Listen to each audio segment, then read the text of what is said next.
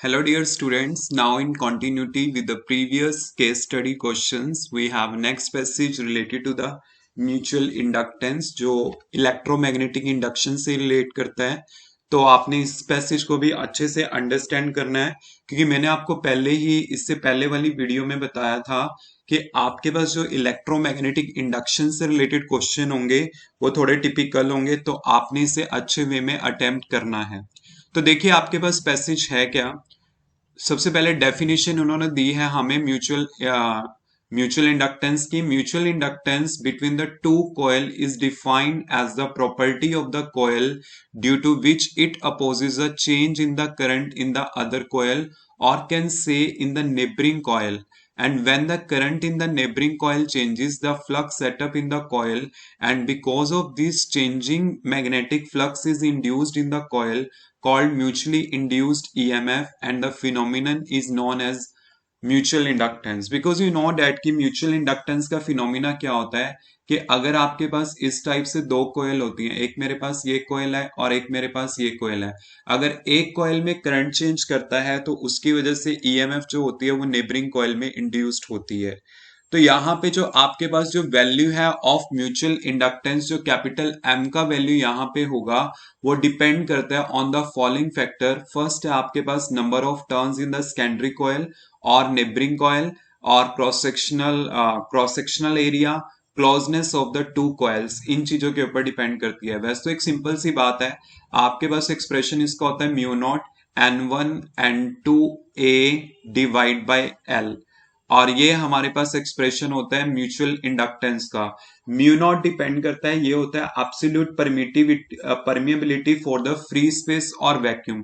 मतलब ये जो कॉयल है ना, यहाँ पे आपने मीडियम कौन सा लिया है इस चीज के ऊपर डिपेंड करता है। और number of the turns in the primary coil, number of the turns in the secondary coil, और ए क्या होगा, एरिया ऑफ क्रॉस सेक्शन, मतलब एरिया ऑफ दिस पोर्शन, इसके ऊपर डिपेंड करता है। एल इज अ लेंथ, मतलब इसका लेंथ कितना है इस चीज के ऊपर डिपेंड करता है। तो देखिए आपके पास इसमें आगे क्या है, mutual coupling in the magnetic circuit when on magnetic core two और more than two coils are wound the coils are said to be mutually coupled. मतलब दो या तीन कॉइल्स को आपस में कपल कर देना एक दूसरे के साथ। जैसे मान लीजिए मेरे पास एक कॉइल ये है और एक कॉइल मेरे पास ये है, उनकी कपलिंग कर दी मैंने आपस में। The current when passed in any one of the coils wound around the magnetic core produces a magnetic flux which link all the coil together, and also the one in which current is passed.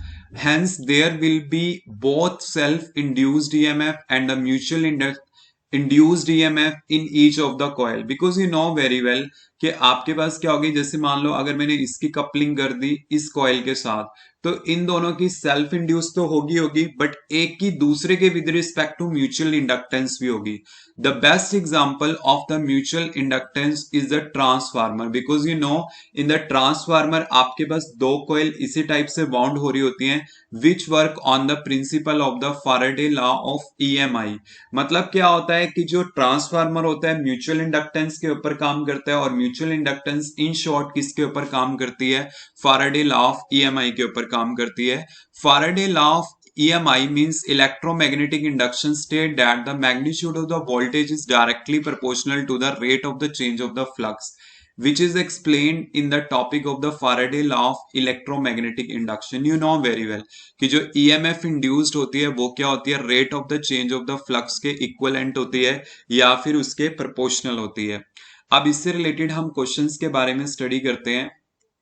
तो first question आपके पास क्या है इस passage में, the phenomenon due to which there is an induced current in one coil due to the current in the neighboring coil। मतलब एक coil की वजह से दूसरी कॉइल में करंट इंड्यूस्ड होने को फिनोमिना को हम क्या बोलते हैं, म्यूचुअल इंडक्टेंस बोलते हैं। ऑप्शन नंबर सी इसका आंसर होगा। इलेक्ट्रोमैग्नेटिज्म भी नहीं होगा, ससेप्टेंस भी नहीं होगा, स्टेडी करंट भी नहीं होगा। तो ये वाला ऑप्शंस भी आपके पास क्या होगा, इसका गलत होगा। क्लियर, मतलब आपने इसको इस टाइप से अटेम्प्ट करना है। ठीक है, तो इस चीज का आपने थोड़ा ध्यान रखना है। Just a minute.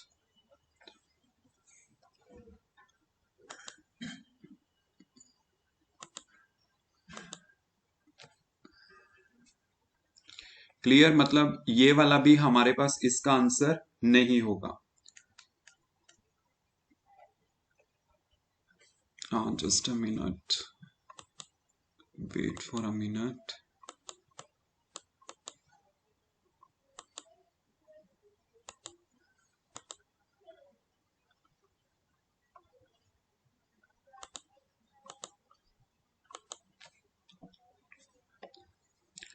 तो ये आपके पास इसका आंसर नहीं होगा। ठीक है, अब देखिए इसका नेक्स्ट क्वेश्चन क्या है। Mutual inductance between the to magnetically coupled coils depends upon, मतलब जो म्यूचुअल इंडक्टेंस होती है between the to coupled coil, किस किस के, परमेबिलिटी मतलब म्यू नॉट के ऊपर। बिकॉज आपको मैंने एक्सप्रेशन बताया ना, एम का क्या होता है, mu nought N1 N2 A divide by L, ये एक्सप्रेशन होता है। तो म्यू नॉट के ऊपर डिपेंड करेगी, number of the turns in the coil इसके ऊपर भी करेगी, क्रॉस सेक्शनल एरिया के ऊपर भी करेगी।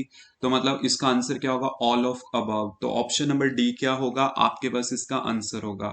विच of the following is the unit of the inductance, you know very well, चाहे सेल्फ इंडक्टेंस हो चाहे आपके पास म्यूचुअल इंडक्टेंस हो, तो उसके यूनिट्स क्या होते हैं, हेनरी होते हैं। तो आपके पास इसका आंसर क्या होगा, ऑप्शन नंबर बी होगा।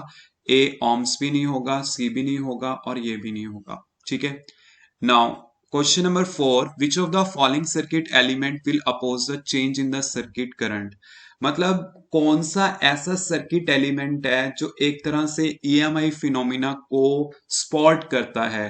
कैपेसिटेंस में ऐसा कुछ नहीं होता, रेजिस्टेंस में भी नहीं होता, इंडक्टर्स में होता है, because you no inductor means coil, इनकी इंडक्टेंस वैल्यू होती है। तो कौन सा होगा सर्किट एलिमेंट, इंडक्टर्स होगा। ये क्वेश्चन थोड़ा गलत सेंस में दिया गया है क्योंकि उन्होंने पूछा circuit element, inductance is a phenomena, inductor is a circuit element. So proper इसका आंसर अगर मैं आपको सजेस्ट करूं तो इंडक्टर होगा, इंडक्टेंस जस्ट उसकी एक वैल्यू होती है। तो इस टाइप से आपने याद रखना है। Now next question, if in an iron cored coil the iron core is removed, उसमें से आयरन कोर को रिमूव किया गया है, so as to make the air cored coil, मतलब क्या है कि एक कॉयल है और उसमें पहले क्या थी, एक रॉड थी, ठीक है, आयरन कोर थी, बाद में उसको रिमूव कर दिया गया तो एयर कोर उसमें इंट्रोड्यूस होगी।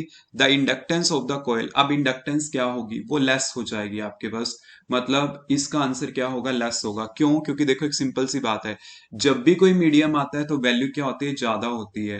Because we know very well कि आपके पास क्या होता है, mu nought N1 N2 A by L, ये हमारे पास होती है म्यूचुअल इंडक्टेंस का वैल्यू। ठीक है, बट अगर मीडियम चेंज हो गया तो एम डैश क्या होगा, mu N1 N2 A by L, आप दोनों को डिवाइड कर दो एम डैश बाय एम, तो आपके पास क्या हो गया, यहाँ पे म्यू बाय म्यू नॉट आ जाएगा। तो ये वैल्यू क्या होती है, म्यू आर होती है, तो ये ग्रेटर देन 1 होती है, तो इसकी वजह से एम डैश क्या होगा, ग्रेटर देन एम, मैंने थ्योरी में भी कराया। तो मतलब जो कोर होती है, मीडियम होता है, उसकी प्रेजेंस में ज्यादा होती है और एयर कोर की प्रेजेंस में कम होगी वैल्यू। तो इसका मतलब आपके पास आंसर क्या होगा, लेस, क्योंकि उन्होंने रिवर्स में हमसे क्वेश्चन पूछा है, then we have to answer accordingly. Clear, any doubt, I think आपको ये कॉन्सेप्ट क्लियर हो रहे होंगे। क्लियर।